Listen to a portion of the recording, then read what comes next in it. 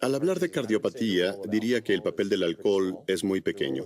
El del azúcar también es pequeño, el de fumar es grande, pero la buena noticia es que la mayoría lo han dejado o nunca fumaron. El problema con una dieta basada en animales es que contribuye mucho a la cardiopatía y es bastante común.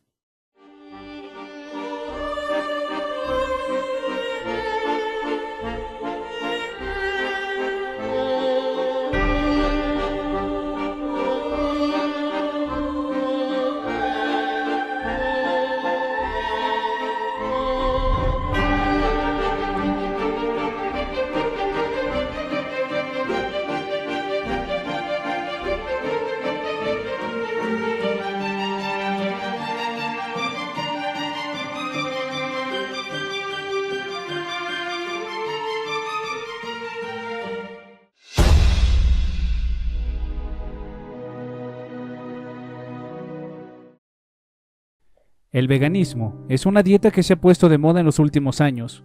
Como consecuencia, ha atraído a detractores y a defensores de esta dieta. El veganismo, que se basa en consumir solo alimentos vegetales, sin consumir derivados animales como huevos, leche, miel, carne, etc. El veganismo ha generado polémicas debido a algunos hechos relevantes, como la muerte de practicantes de esta dieta, o el caso de los animales que han sido convertidos a veganos, o al menos se ha intentado convertirlos. El veganismo maneja una filosofía de cero tolerancia contra el maltrato animal y el cuidado del planeta. En el veganismo se manejan distintas variantes, desde los que se hicieron veganos por religión, los que se hicieron por moda, aquellos que son alérgicos a productos animales y los más extremos llamados crudiveganos. Toda y cada una de estas variantes llegan a un mismo punto: evitar el consumo de animales. Ya sea por creencias, ego moral o simple moda, hay algo que no se toma muchas veces en cuenta: la cosa más importante de la vida, la supervivencia.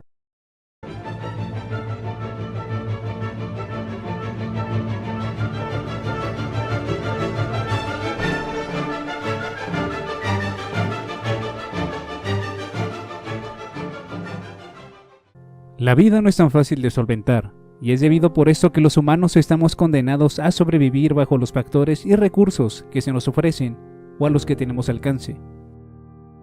Una de las preguntas más importantes antes de hablar del veganismo sería la siguiente: ¿sería más sostenible el planeta si todos fuéramos veganos? Según un estudio realizado en Gran Bretaña, para que sus habitantes sigan una alimentación con una cantidad moderada de carne, leche y huevos, además de frutas y verduras, se necesitan al menos 11 millones de hectáreas de tierra. Si todos dejaran de comer animales y sus derivados, bastarían solo 3 millones. Incluso si esta práctica se llevara a otras partes del mundo, se estima que al menos por país tendrían recursos propios suficientes para alimentar a millones de personas y que el planeta se beneficiaría con esto. Aquí sin dudas hay un argumento de mucho peso a favor del veganismo, pues indica que se podría ahorrar recursos y alimentar a más personas en el mundo, pero la supervivencia exige sacrificios. Ahora vayamos a la segunda pregunta: ¿qué consecuencias y beneficios hay actualmente con una creciente comunidad de veganos? En los últimos 10 años se calcula que el número de veganos ha aumentado en un 160%. Llenar la cesta de la compra de tanta gente con productos vegetales suscita otros problemas que afectan y mucho a la sostenibilidad del planeta. La primera es que se tiene que disponer durante todo el año productos para satisfacer la demanda. Esto especialmente en los países occidentales, que es donde más ha aumentado el número de personas que prescinden de la carne y el pescado. En muchos de estos países el clima no permite la variedad de cultivos y obtención de una gran variedad de frutas y vegetales, por lo que la importación es vital para garantizar una buena alimentación carente de carne. La solución a este gran problema es recurrir a otros países con climas y tierras apropiadas, pero resultan demasiado lejos. Por consecuencia, se invierte mucho carburante para los transportes por donde dichos alimentos se enviarán. Entonces, la contaminación que se quiere evitar con las industrias cárnicas sigue siendo la misma por este hecho, por el consumo de combustibles fósiles y el aumento de gases de efecto invernadero para transportar la canasta básica de la dieta vegana. Esto nos hace cuestionar, ¿en dónde queda el cambio? En pocas palabras, saldrá mejor comprar animales de granjas cercanas a nosotros que un par de vegetales que se han cultivado a miles de kilómetros y que al ser transportados han contaminado al igual que la industria cárnica. Aunque claro está, las carnes y mariscos también contaminan la atmósfera y por supuesto que tienen un impacto negativo para con el mundo. Sin embargo, la sobreproducción de vegetales trae consigo igual consecuencias, tanto para animales como para humanos. No hay ni buenos ni malos, nuevamente, solo consecuencias. Claudio Bertonati es uno de los naturalistas más reconocidos de Argentina. Escribe un artículo que generó un gran impacto, en donde advierte que consumir vegetales no evita la muerte de animales. El argumento central es que quienes creen que al no consumir carne no matan animales, están equivocados. La verdad es que su argumento tiene peso, y más porque él fue por mucho tiempo vegano. Si miramos a la existencia de la manera más objetiva posible, se debe comprender que la muerte está presente de un modo inevitable. No existe el desarrollo humano con impacto ambiental cero, es decir, que para que nosotros podamos vivir, muchas formas de vida deben morir. Esta afirmación es chocante, pero es una de las verdades más obvias de la ecología. En la naturaleza no hay especie animal que no mate o no coma mediante la muerte de otros animales, directa o indirectamente. Claudio Bertonati afirma que no todos, pero son muchos veganos que creen que no causan ninguna muerte, lo mismo que la gente que viste solo ropa de algodón y sí lo hacen. Para las personas que creen que el veganismo es sinónimo de protección de los animales, Claudio argumenta que no es cuestión de señalar a unos más responsables que otros, porque no hay una posición correcta. Si comes carne, matas animales, y si comes planta, también. Mucha gente que se preocupa por temas ambientales busca los buenos y los malos, y no es así. Todo resulta ser más complejo.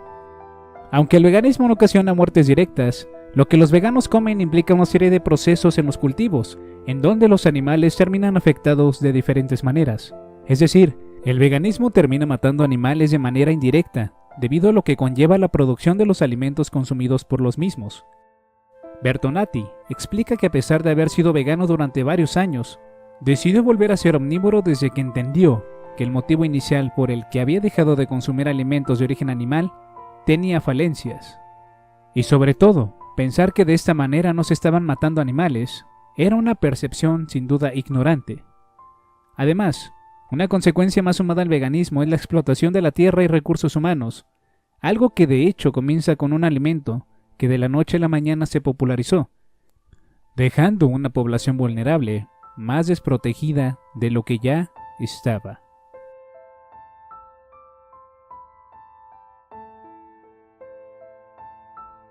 La quinoa es uno de los alimentos más ricos y completos que existen, debido a que contiene los 8 aminoácidos esenciales para el ser humano, y es cultivada desde hace unos 5.000 años en los Andes bolivianos, peruanos, ecuatorianos y chilenos. Según reportes de la FAO, estas cualidades hacen que la quinoa sea un alimento ideal para los países que sufren de desnutrición, además de ser un cultivo fácil y barato de cultivar, con capacidad de adaptarse a otros continentes y latitudes.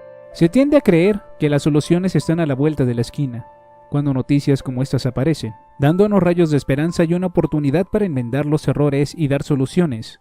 Sin embargo, cuando el dinero se entromete, la causa, aun por más buena que sea, termina corrompiéndose. La quinoa se convirtió en poco tiempo en una tendencia alimentaria en los países ricos, tanto que a pesar de que Bolivia es el mayor productor de quinoa en el mundo, con el 46% del mercado global, el 90% de esta sale del país dejando un precio interno muy elevado. Este alimento benéfico es más accesible para quienes tienen dinero y resulta difícil de conseguir para quienes menos tienen. Lo irónico es que era un alimento y un gran sustento para muchos en calidad de pobreza. Era fácil de obtener, pero con el nuevo mercado de las empresas agronegocio vieron un mercado potencial con los veganos, optaron por administrar de diferente manera la quinoa y entonces volvemos al mismo punto. El lado amargo de la quinoa es que era un alimento barato y con un potencial increíble para ayudar, y se convirtió en una comida de moda y más cara para la gente en extrema pobreza. Esto debido por un mercado especial para personas que no quieren comer animales, dejando desprotegidos a unos y beneficiando a otros. Entonces nuevamente la incógnita aparece, ¿en dónde radica el cambio?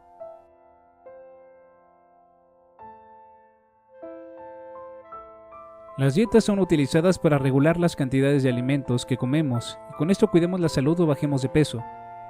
Sin embargo, no todas las dietas son buenas, y menos en menores de edad. Los niños requieren de más cuidado en cuanto a lo que comen, y aquí la ciencia ha demostrado que es necesario la ingesta de cereales, frutas, verduras y carne. Pues con todo esto, un pequeño obtendrá los nutrientes necesarios para crecer y desarrollarse de una manera correcta. La dieta vegana, para muchos adultos, ha resultado buena, o al menos eso parece.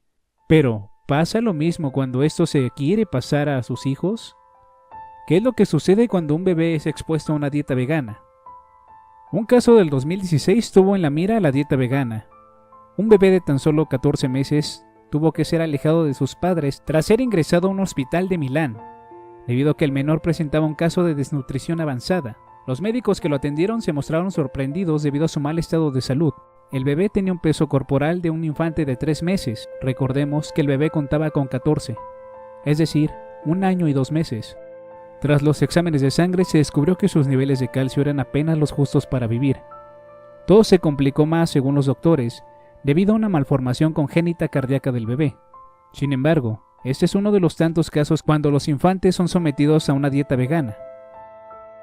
Al menos entre 2016 y 2017, 4 niños fueron hospitalizados por las mismas características que el caso anterior.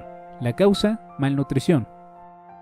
A inicios del 2016, una niña fue llevada al Instituto Gaslini, en Génova, para ser tratada por deficiencia de vitaminas. En el 2015, la policía inició una investigación a los padres veganos de un bebé de 11 meses, que tuvo que ser tratado por desnutrición en la Toscana. De hecho, en Bérgamo se registró el caso de un juez que le ordenó a una madre vegana prepararle carne a su hijo, debido a la denuncia del padre del niño por la dieta a la que era sometida el menor, y el mal estado en el que se encontraba. Con estos hechos se pueden argumentar que el veganismo es malo o se puede manejar como maltrato infantil. Sin embargo, en los casos anteriores, hubo de por medio varios factores. La primera, una irresponsabilidad de parte de los padres al no acudir con pediatras y personal calificado para manejar un cambio de alimentación, sobre todo por sus creencias de que la dieta vegana es para todos. Como es de esperarse en el campo de la medicina, hay un debate entre los dos bandos. Pediatras y nutriólogos defienden la postura del que el veganismo en menores es una manera de maltrato, ya que en muchos casos registrados, los cuadros médicos eran similares. Era llegar a urgencias, peso decididamente inferior a su edad, movimientos y reacciones lentas, el nivel de hemoglobina bajo y carencia de vitaminas, especialmente la B12, que podría repercutir en daños cerebrales permanentes. Por esta causa-efecto, algunos especialistas no recomiendan que los niños menores sean expuestos a regímenes de alimentación tan drásticos como lo es el veganismo. En palabras de Alberti Ferrando, presidente de la Asociación de Pediatras de Liguria, se trata de un régimen alimenticio muy estricto, que sin embargo los niños podrían seguir si está realmente vigilado y seguido de un pediatra especialista, que esté listo a intervenir cuando se detecten las carencias de vitaminas u otros elementos que pusieran en peligro la salud y la vida de los niños. Y está permitido a los padres seguir este tipo de dietas para sus hijos, siempre y cuando demuestren certificados médicos y tengan en cuenta las consecuencias. Por otro lado, Elena Dogliotti, investigadora y bióloga nutricionista, dice que sería mejor aconsejar a las parejas veganas en retrasar la misma dieta para sus hijos hasta que alcanzaran estos una edad escolar, y para ellos, en tanto, seguir una dieta vegetariana que no contrastara tanto con la de sus pequeños, es decir, tolerancia. Asegurando que los niños que han comenzado con esta dieta son hijos de padres veganos que llevan a sus pequeños a tomar esta elección no conscientes, por razones éticas, mas no de salud, y mientras en los adultos esta elección puede ser sostenible. Para los niños en sus primeros años de vida, no lo es tanto, pues tienen mayor necesidad de proteínas, aminoácidos esenciales y siempre la vitamina B12.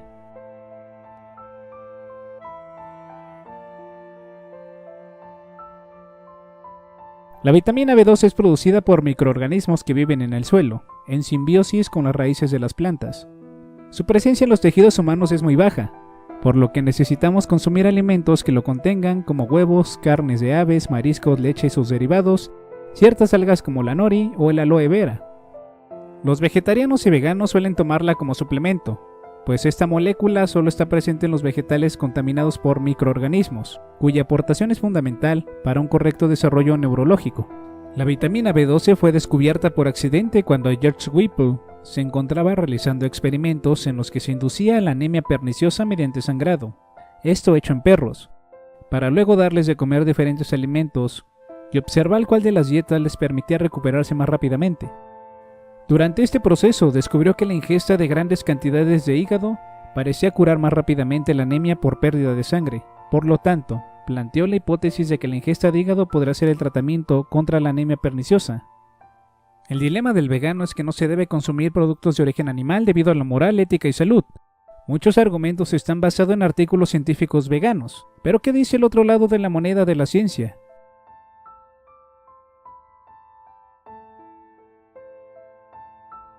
Según las evidencias, nuestros antepasados comenzaron a consumir carne hace aproximadamente 2.5 millones de años, cuya fuente eran restos de mamíferos conseguidos inicialmente a partir del carroñeo y luego combinado con la caza.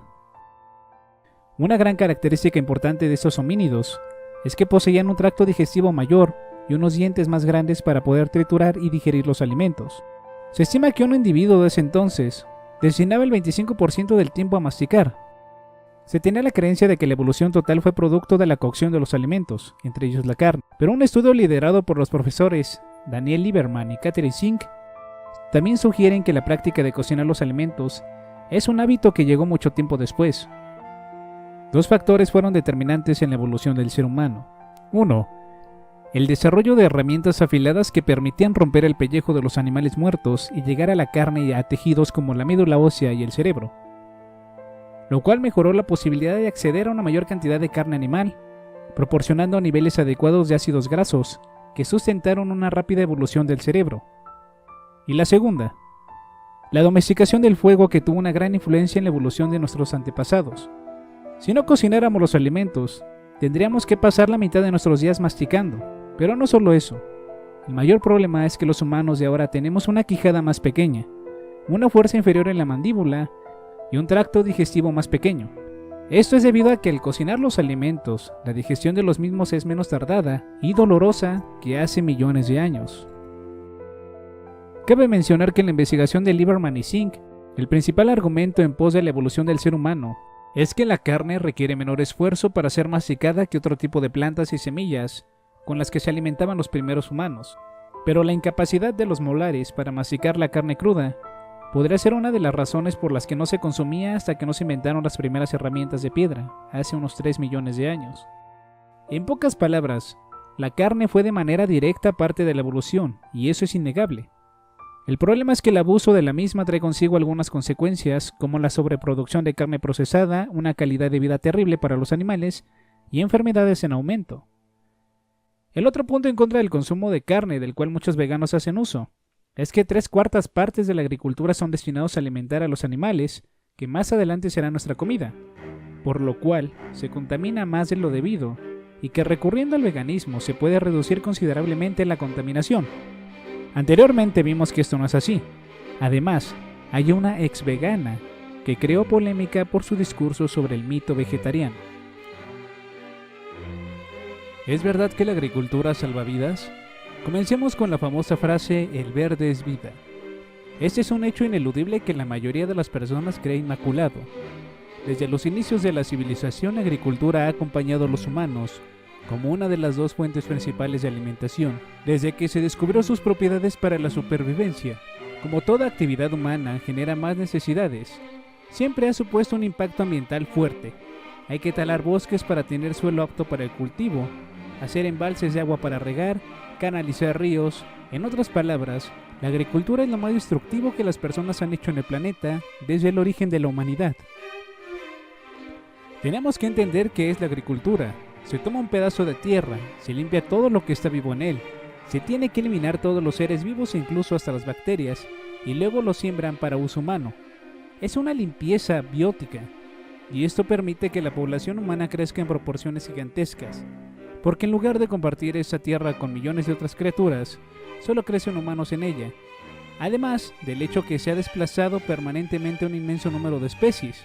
Realmente hablamos que las ha orillado a la extinción. En otro gran problema es que están destruyendo la capa superior del suelo, y el suelo es la base de la vida, al menos la vida de la tierra. Básicamente le debemos toda nuestra existencia a 15 centímetros de tierra vegetal y al hecho de que llueve.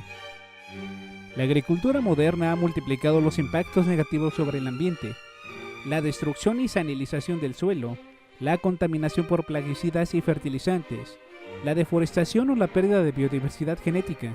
Son problemas muy importantes a los que hay que hacer frente para seguir disfrutando de las ventajas que la revolución verde nos ha traído. Los principales impactos negativos son erosión del suelo. La destrucción del suelo y su pérdida al ser arrastrado por las aguas o los vientos suponen la pérdida. Se pierden en todo el mundo entre 5 y 7 millones de hectáreas de tierra cultivable cada año. El mal uso de la tierra, la tala de los bosques, los cultivos en laderas muy pronunciadas, la escasa utilización de técnicas de conservación del suelo y de fertilizantes orgánicos facilitan la erosión. Además, en los lugares con clima seco, el viento levanta de los suelos no cubiertos de vegetación o de los pastizales sobreexplotados grandes cantidades de polvo que son principal fuente de contaminación del aire por partículas en estos lugares. La agricultura afecta también la base de su propio futuro a través de la degradación de la tierra, la sanilización, el exceso de extracción de agua y la reducción de la diversidad genética agropecuaria. Sin embargo, las consecuencias a largo plazo de estos procesos son difíciles de cuantificar. Cuando los suelos regados no tienen un drenaje suficientemente bueno, se encharcan con el agua, y cuando el agua se evapora, las sales que contienen el suelo son arrastradas a la superficie. La mitad de las tierras de regadío del mundo han bajado su productividad por este motivo, y alrededor de 1.5 millones de hectáreas se pierden cada año. Uso excesivo de fertilizantes y plaguicidas. Los fertilizantes y pesticidas deben de ser usados en las cantidades adecuadas para que no causen problemas. En muchos lugares del mundo su excesivo uso provoca contaminación de las aguas, cuando estos productos son arrastrados por la lluvia. Muchos acuíferos de las zonas agrícolas se han contaminado con excesos de nitrógeno y fosfatos, que pueden infiltrarse en las aguas subterráneas o ser arrastrados a cursos de agua hasta un nivel peligroso para la salud humana, sin olvidar mencionar los casos de intoxicación y muertes por cultivos llenos de fertilizantes y pesticidas tóxicos para el ser humano. Agotamiento de acuíferos. En las zonas secas y soleadas se obtienen excelentes rendimientos agrícolas con el riego y en muchos lugares, por ejemplo en los conocidos invernaderos de Almería. Se acude a las aguas subterráneas para regar, pero los acuíferos han tardado en formarse decenas de años y cuando se les quita agua en mayor cantidad de las que llega, se van vaciando. Por este motivo las fuentes que surgían se secan. Desaparecen humedales tradicionales en esa zona y si están cerca del mar, el agua salada va penetrando en la bolsa de agua, sanilizándola, hasta hacerla inútil para sus usos agrícolas o para el consumo humano. Esta es la principal fuente de contaminación del agua por nitratos, fosfatos y plaguicidas. Deforestación. Alrededor de 14 millones de hectáreas de bosques tropicales se pierden cada año. Se calcula que la quema de bosques para dedicarlos a la agricultura es responsable del 80 al 85% de esta destrucción. Pero la agricultura moderna no es la principal responsable de esta deforestación, porque sus aumentos de producción se han basado mucho más en obtener mejores rendimientos por hectárea cultivada que en poner nuevas tierras en cultivo. De hecho, en España, por ejemplo, todos los años disminuye la extensión de las tierras cultivadas cuando muchas de ellas son abandonadas por su baja productividad. La agricultura también es una fuente de contaminación al aire. Es la fuente antropogénica dominante de amoníaco. El ganado representa aproximadamente el 40% de las emisiones globales. Los fertilizantes minerales el 16% y la combustión de biomasa y residuos de cultivos el 18% aproximadamente. El amoníaco es un acidificante todavía mayor que el dióxido de azufre y los óxidos de nitrógeno. Es una de las causas principales de la lluvia ácida que daña los árboles, acidifica los suelos, los lagos y los ríos y perjudica la biodiversidad, a medida que otros gases acidificantes como el dióxido de azufre se someten a un control más estricto. El amoníaco puede llegar a ser la causa principal de acidificación. Es probable que las emisiones de amoníaco procedentes de la agricultura sigan aumentando, tanto en los países desarrollados como en los países en desarrollo. El mito vegetariano de Lear Kiet, una ex vegana que tras 20 años de seguir una dieta como el veganismo, llegó a la conclusión de que todo lo que daba por cierto no tiene sentido, ni a nivel ecológico y político. Carnes rojas o alimentos verdes. La muerte está presente en todos ellos y no hay impacto ambiental cero en ninguno de los dos lados. El veganismo va más allá de una simple dieta o un estilo radical de vida. Tiene detrás muchas cosas. Sigue teniendo un impacto en la tierra al igual que la ganadería. La comida es comida al final de cuentas. No importa si lo que digieres es verde o rojo. Las consecuencias vienen después. Lamentablemente no hay un impacto cero ambiental en cuanto a la supervivencia se refiere. Después de esto hay muchos argumentos, pros y contras en cuanto al veganismo se refiere. Pero para dejar más en claro los beneficios y las consecuencias de llevar una dieta vegana, acudí con un especialista en el tema. La información que daré a continuación es más que objetiva y fue facilitada por una doctora del estado de Sonora, en México. El veganismo mantiene una polaridad en cuanto a sus beneficios nutrimentales. Las ventajas de la dieta vegana incluyen disminución de riesgo cardiovascular. Existe disminución del colesterol LDL con aumento de HDL, el colesterol bueno. Disminución de porcentaje de masa libre de grasa. Pacientes con hipertensión arterial presentan reducciones modestas a plazos mayores de un año de la TA sistólica y diastólica.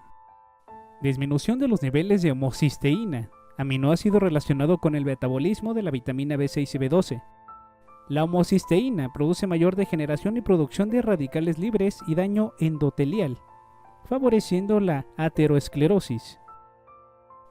Disminución de riesgo de diabetes mellitus y resistencia a la insulina.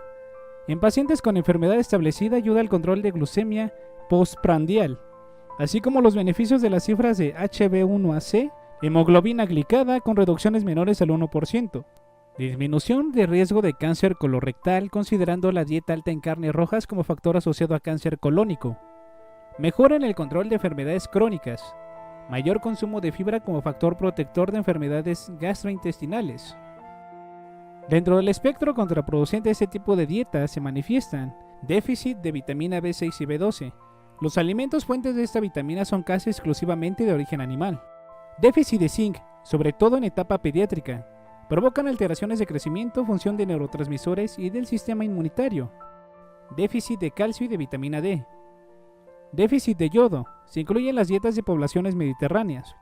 Algunos estudios muestran que pacientes con dieta vegana presentan una densidad mineral ósea, menos 4% respecto a pacientes con dietas que incluyen alimentos de origen animal. Falta aumentar. Uso de alimentos fast food veganos, altamente procesados con aditivos conservadores y en ocasiones con mayor contenido de sal, azúcar y grasa.